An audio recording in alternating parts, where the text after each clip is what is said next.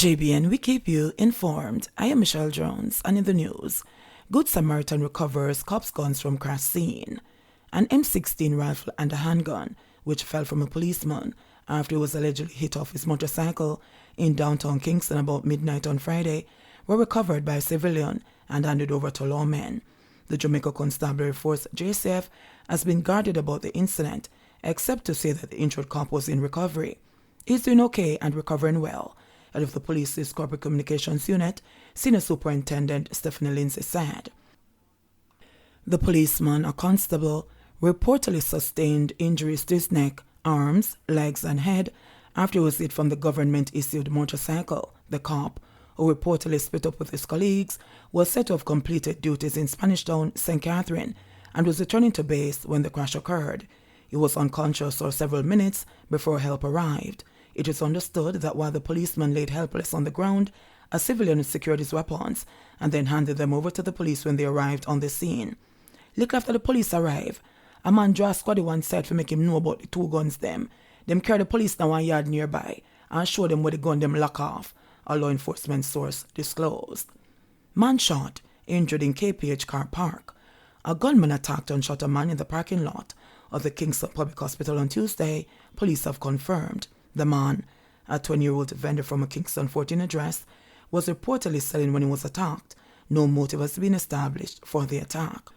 Police reported that about midday, the man was at the KPH car park selling guineps when he was approached by a man on foot.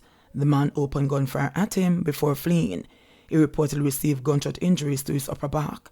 He was admitted to KPH for treatment. In April, there was a shootout between gunmen and an off-duty cop on the compound of the KPH. This after the cop challenged the gunmen when they attacked a businessman in the hospital's car park. Bullets reportedly damaged an ambulance during that incident. Female gospel singer gunned down in St. Elizabeth. Police have identified a woman who was shot dead in Burn Savannah on Tuesday night. She is Carmen Wellington, 57, otherwise called Charmaine, a gospel singer of Maxfield Town in Burn Savannah. A police report said about 8:35 p.m., Wellington was in her yard with family members when she was pounced upon by gunmen driving a motor car who opened gunfire, hitting her. The police were alerted and she was taken to hospital where she was pronounced dead. The murders left residents in the community puzzled on a motive for the killing. Churches to pray for Jamaica amid bloodletting. The Jamaica Umbrella Groups of Churches, JUGC, says the present levels of crime and violence in the country, particularly the high numbers of murders, are wholly unacceptable to the church and all law-abiding citizens of this nation. The JUGC, in a statement on Wednesday, said it stands firmly against all forms of crime and violence and has resolved to provide solutions which will help to transform communities into safe spaces of peace, harmony, and unity. The JUGC will therefore engage all churches in a time of prayer for the nation on Saturday and Sunday, July 30 and 31, 2022. Church leaders will be asked to insert into the regular schedule of worship a period of prayer beginning at 10:30 a.m. The congregations will be led in offering prayers for the return of peace to our troubled communities, the restoration of respect among our people, and the renewal of love in the nation through prayers for the victims of violent crimes, the agencies and institutions which provide support, the justice system, and the government, the statement reads. In addition, the JUGC said it recognized the widespread need for the churches to be places to which people can go for relief, solace, and strength. Therefore, the JUGC promotes the sanctuaries of churches as places of prayer and peace, which will be available and accessible to all those who are distressed, disturbed, and downhearted. JUGC invites these persons to come for assistance to find peace, forgiveness, healing, and wholesomeness through prayer, a listing here on the wide range of other forms of support, the JUGC said. Kingston Wolves worker falls overboard. A search is currently underway for a Kingston Wolves employee who reportedly fell overboard while performing stevedore operations aboard a vessel. The company says the incident happened about 10:05 p.m. on Tuesday and that rescue protocols were immediately activated. Further, it says the Coast Guard and the Marine Police were contacted to provide search and rescue operations, along with private personnel engaged by the company. Kingston Wolves says search efforts continue this morning, adding that updates will be provided as they become available. Our prayers are with our colleague, his family, and the wider KWL family at this difficult time, said a spokesperson in a statement this morning. The missing worker is believed to be Scott Banbury, who is from Woodall in Clarendon. When contacted, a Kingston Wolves representative declined to release the identity of the employee, noting that steps are being taken to inform key contacts. However, residents of Woodall have reported that they have received word that Banbury is at the center of the tragedy. It was a similar sentiment for his aunt Veronica Rodney, who is overseas, when she spoke in an interview this morning. "I don't know how I'm able to talk to you. I don't know what to say. I don't know what to do. I don't know where to begin," she said, as she tried to hold back her emotions. Rodney said when her nephew got a job after struggling for a long time, she was happy for him as she knew he had potential. Infant blocked for months finally gets British visa. Tiffany Ellis and her 14-month-old son Zion, who was denied a British visa at 5 months, are booked to depart Jamaica this evening, arriving in London Thursday morning on a Virgin Atlantic flight.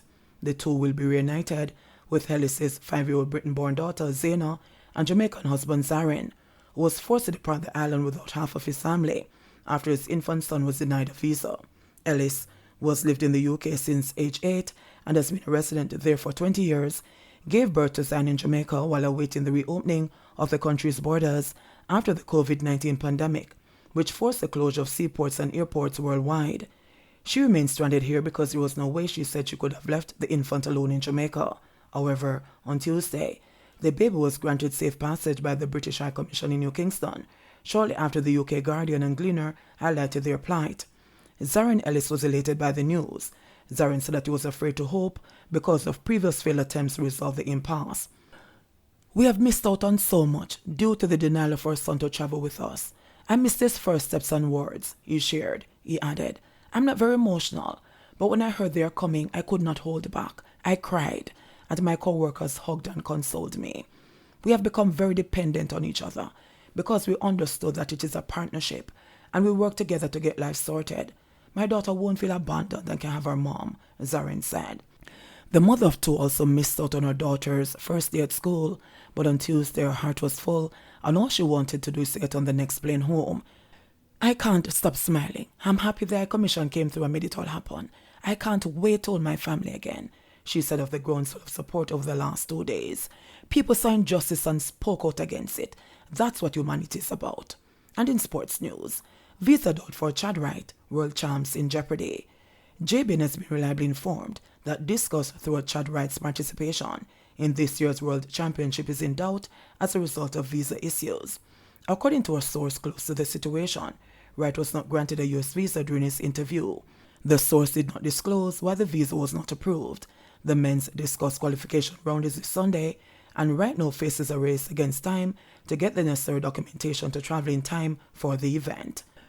Parchment and McPherson to lead world champs teams. Tokyo Olympic champion Ansel Parchment and multiple 4x400 meter relay medalist Stephanie McPherson have been named captains for Team Jamaica at the 2022 World Championships. Along with the team captains, the assignments have been named for the 9 members of the coaching team, led by technical leader Maurice Wilson. The women's sprints will be led by Ronaldo Walcott, as well as the 4x100 meters relay for women, while the men's 4x100 will be led by Gregory Little. Racers Track Club head coach Glenn Mills will serve as a consultant. The full assignment list reads: Maurice Wilson, technical leader; Glenn Mills, consultant; Bert Cameron, 400 meters, men's 400 meters and mixed relay; Lennox Graham, all hurdles and 4x100 meter women; Paul Francis, 4x400 meters women and mixed relay; Jolene Robinson, all throws; Marlon Gale, jumps and 4x400 meters men; Gregory Little, male sprints and 4x100 meters men. Chelsea complete signing of Raheem Sterling from Manchester City. Raheem Sterling has confirmed his move to Chelsea. Sterling, in a post on his Twitter account, bid farewell to Manchester City on Wednesday morning. Hours later, the attacking midfielder posted images of himself donned in the number 3 Chelsea jersey. He completed the transfer for around £50 million to City's Premier League rival.